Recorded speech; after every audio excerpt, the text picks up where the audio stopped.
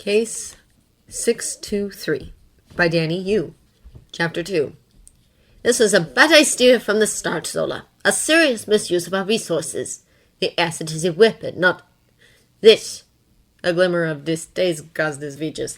That may be air piss, but our most potent version of the super soldier serum no longer exists, except within his genetic code. Tony threw the dice, moved his pieces, flashed a slight smile at Jensen's. Good roll. Good roll. He was exhausted, felt exhausted all the time lately, ever since waking up in this cave. His chest ached, a burning, throbbing pain that made it impossible to get the proper breath. It was better than the car battery, but just barely. He had barely a snowball's chance in hell of getting out of here alive. Luckily, he was too damn busy most of the time to think about that, but these quiet moments were the worst. The times when all the things he didn't want to contemplate popped up, assaulted the edges of his mind.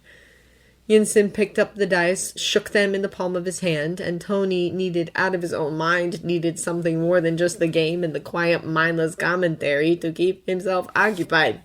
The words were out of his mouth before he had quite managed to think them through. You still haven't told me where you're from. I'm from a small town named Kulmira. Jensen threw the dice. It's actually a nice place. Tony looked away for a moment. He wasn't going to ask, didn't want to answer, but... Got a family? Yes, Jensen said, moving his pieces with the same deft, clever fingers that had installed the arc reactor just hours ago. For whatever reason, he wasn't meeting Tony's gaze. Not that Tony was particularly interested in the scrutiny that would have come with it. And I will see them when I leave here. And you, Stock? Tony felt his face pull into an uncertain grimace. Nothing, he began to say, the habit so deeply ingrained, but... Yeah, maybe. And here came the thoughts, the ones that had threatened to flood him every single time there was nothing to occupy his mind. Jensen had called these weapons his weapons. The hands they were in had called that Tony's legacy, and that cut to the quick. That was what he was going to be remembered for if he didn't make it out of here. That was all the small... No, he had to stop that. That was all his son would ever know about him. He hadn't even given the kid a name. Hell, he wasn't even sure what color his eyes were. He swallowed down the shame and despair that came with those thoughts, both of those feelings far too common these days. A son, he said, if they haven't shipped him off to Child Protective Services by now, with me missing and everything. He ran a hand over his face, relishing the woolen scratch of his fingerless gloves. Yes? Jensen asked. He flashed Tony a small, sad smile. We must get you out of here then, mustn't we? Jensen! Tony could feel horror rising like bile in his throat, felt himself go cold all over. He was only half aware of Jensen's shouted warning, of twisting out of the way of the missile, and of turning around to fire at Raza. This could not be happening. Could not. He could not have broken another promise, could not have lost yet another one of the very few people he gave two actual fucks about. His heart beating somewhere in the vicinity of his throat where it most definitely didn't belong. He crouched down and raised a faceplate. Come on, we gotta go. Move for me, come on. He was running out of breath and his chest felt too tight to take another one. We got a plan. We're gonna stick to it. Jensen's eyes were barely open, his voice barely there, and Tony knew already, no matter how much he didn't want to admit it. This was always the plan, Stock. Tony let out what little air was left in his lungs, tried to keep up the facade, the dumb belief that this might still have a happy ending. Come on, you're going to see your family. Get up! Jensen exhaled on a whoosh, and Tony was frightened it was going to be the last one. My family is dead. Another few breaths, and he was fading so fast, slipping right through Tony's fingers, and there wasn't a damn thing he could do. Somewhere in the back of his mind, the shock of Jensen's statement clamored for attention, but he couldn't contain anything else right now. I'm going to see them now, Stock. It's okay. I want this. Tony had to avert his eyes for a moment, will back the tears that were rising unbidden, and fuck! He couldn't remember the last time he had cried, the last time he'd felt this degree of crushed. He managed to raise his gaze, lock eyes with Jensen one last time. Thank you for saving me. Jensen's next few breaths sounded like actual struggles. Don't waste it. His voice was barely a whisper, now closer to words shaped on the air escaping his lungs. "Don't waste your life."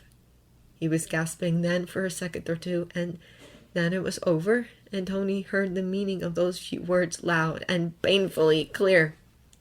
Don't waste this chance. Don't waste your legacy. Don't waste your chance at a family. And fuck, this was one of the best men he'd ever known. One of the few who genuinely cared for him.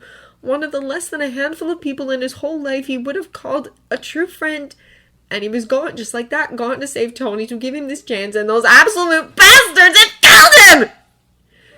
Rage, unlike anything Tony had ever felt before, coursed through him. He slammed the faceplate back down and turned towards the mouth of the cave.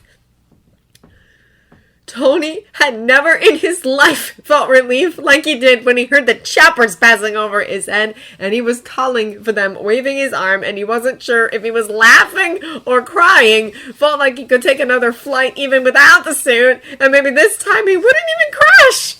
He collapsed to his knees, legs suddenly incapable of carrying him, as his relief chased away some of the adrenaline, allowed him to feel just how utterly exhausted he was, all the way down to his bones.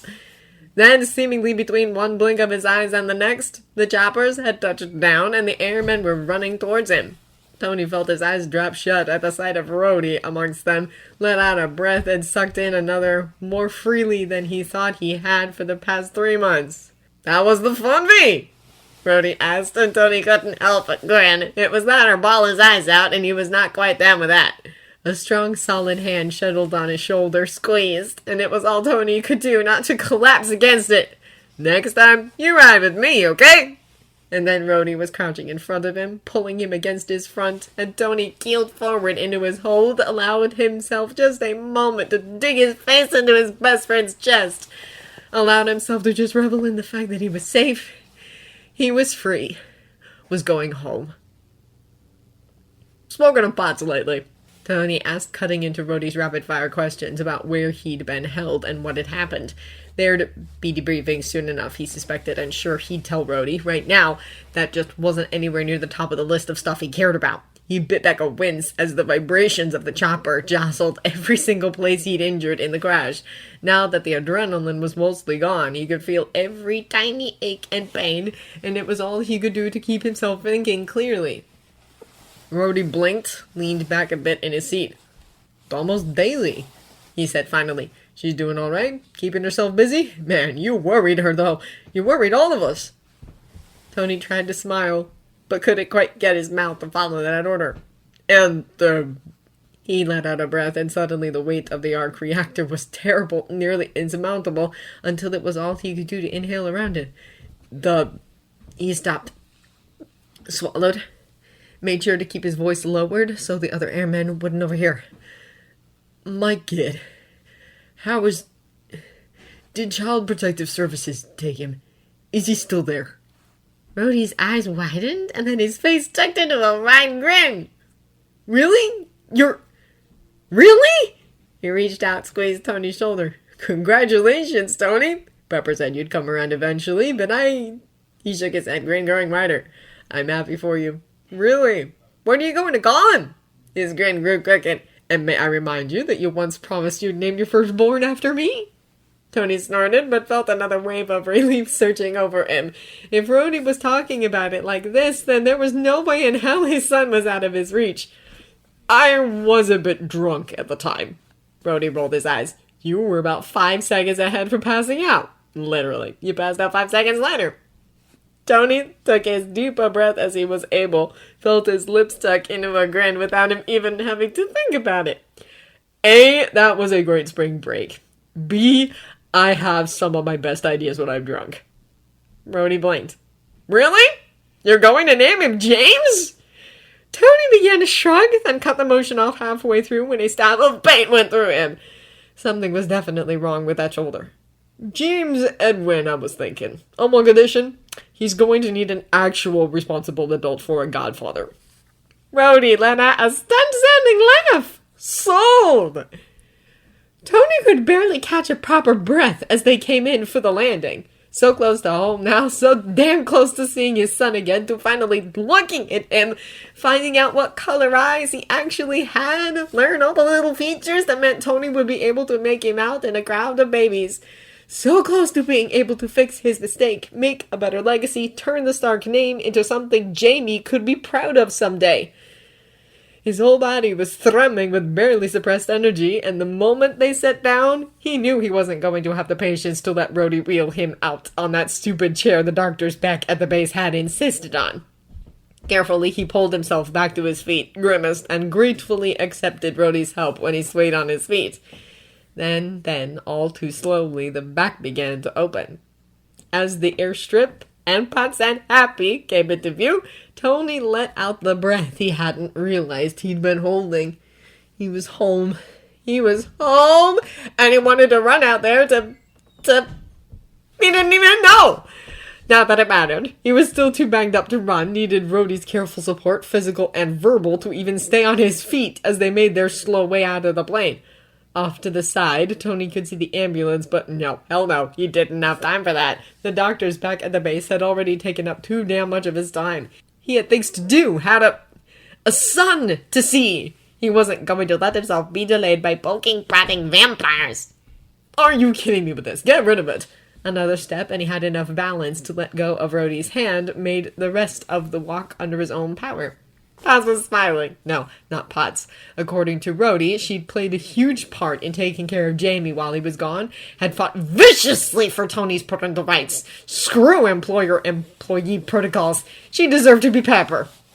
Your eyes are red, he said, and it was so much less profound than the thank yous he wanted to give her, but then verbal thank yous wouldn't be a whole lot less inadequate.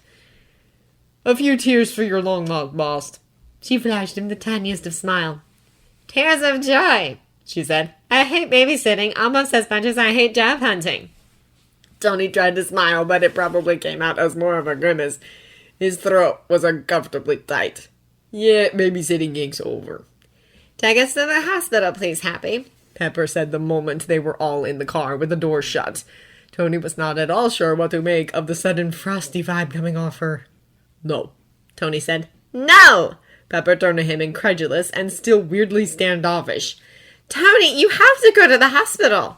Tony, more than a little uncomfortable with her demeanor, stared straight ahead even as she was leaning in that way she had when she wanted to make him do something he didn't want to do. No is a complete answer, he said. Pepper was saying something, some other objection or something, but Tony was too exhausted and too damn anxious to let this argument play out. I don't have to do anything. I've been in captivity for 3 months. There are 2 things I want to do. I want you to call... Tony! Pepper said, and she sounded so fucking wounded, and Tony had absolutely no idea what to even do with that right now. At least see him! Tony frowned. I want you to call for a press conference, and then I want to go straight home and spend some time with my son. We let out a breath, somehow managed to keep it steady. I wouldn't mind picking up a cheeseburger on the way, though. Just like that, Pepper seemed to melt. You aren't asking me to call Child Protective Services? She asked. You're going to keep him? Tony nodded. I'm going to keep him, he said, but even saying it felt damn near indescribable. Elgin, drive. Cheeseburger first. Tony honestly didn't think he'd ever felt this nervous in his life. It was bubbling through him, making him jittery, utterly unable to keep still. He was going to see his son. He was going to see Jamie, hold him the way he'd wanted to since that night Yinsen had first asked him about his family. He was going to finally find out what color his eyes were, what he looked like when Tony actually looked at him. He dismissed the lingering annoyance at the fact that he could have been there already if Obi hadn't insisted on that last conversation, on seeing the arc reactor. At least he hadn't had to tell the man he was staying slightly removed from the loop, at least for a little while, not when Obi was suggesting it himself. Tony, well, he was mostly just relieved that he hadn't had to explain that he wanted a bit of extra time to spend with Jamie after missing out on the last 3 months. At long last, Happy pulled up in front of the house, and Tony was out of the car the moment it was still. Right in that moment, he didn't feel any of the aches or bruises, didn't feel anything but the bubbling nerves and the overwhelming need to just be inside already. Jarvis had the door open before Tony got there, and Tony made his way inside as fast as he could manage, rushed through and into the living room, and there was Pepper, and 3 bags, and a portable baby cot, or whatever you called them anyway. And in her arms, still tiny but distinctly larger than last Tony had seen him, was Jamie. And suddenly Tony was rooted to the spot, scared shitless, because even though Jamie was his son, he was also still a very small human, so fragile and breakable, so easily to mess up in about 100 different ways. And who the heck was Tony to even entertain the thought of being a father? Pepper got up, rolling her eyes, crossed the floor, and maneuvered Jamie into the crook of Tony's good arm before stepping back with a small, soft smile. And Tony couldn't breathe, couldn't think, couldn't focus on anything except the tiny warm weight in his arms. Slowly, Tony made himself take a careful breath. Then he bent his head and took in the sight of his son, and it was like all the pieces of a puzzle falling into place in a weird way he couldn't even really explain. Something, whatever it was, just made sense in a way it hadn't before. Jamie's eyes were gray, and Tony had never loved another person so much in his life.